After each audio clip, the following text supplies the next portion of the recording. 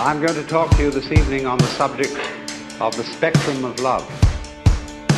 And people, of course, tend to distinguish between the various kinds of love. There are good kinds, such as divine charity, and allegedly bad kinds, such as, in quotes, animal lust.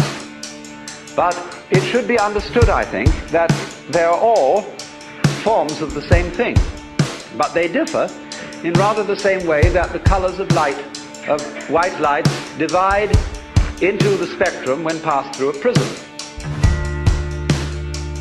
So we might say that the red end of the spectrum of love is Dr. Freud's libido, and the violet end of the spectrum of love is agape, the what is called divine love or divine charity. And that in the middle, the various yellows, blues and greens are friendship, human endearment, consideration, and all that sort of fellow feeling. But it's all the same thing. And so the first thing then is to discover what indeed you do love. And then go into the nature of that. Now it's said that selfish people love themselves. I would say that that is really a misunderstanding of the whole thing, because yourself is something that is really impossible to love.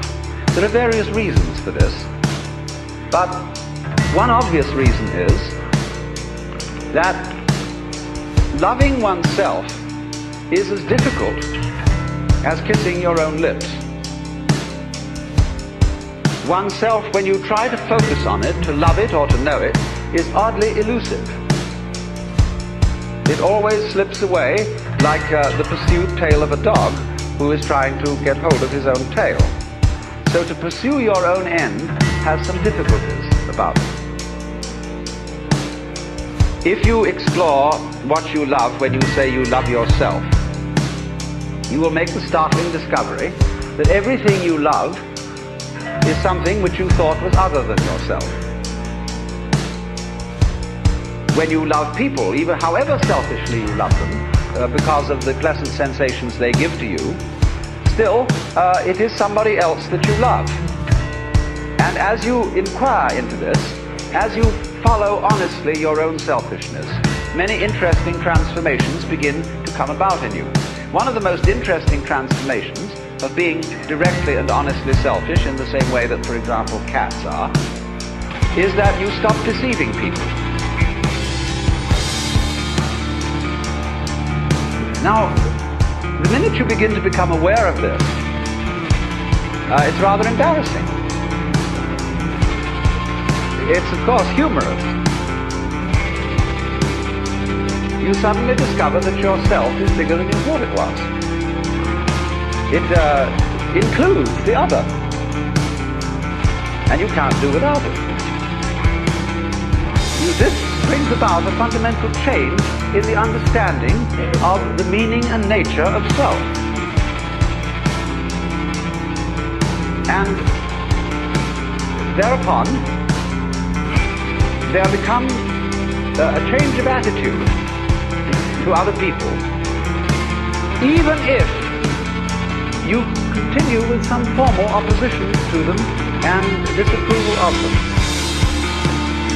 When then you are honestly clear with yourself what you like and what you dislike, and then at the same time yourself begins more and more to include things that were hitherto defined as being not yourself, your love, which is what you are, begins to express itself quite naturally and unaffectedly in a wider way.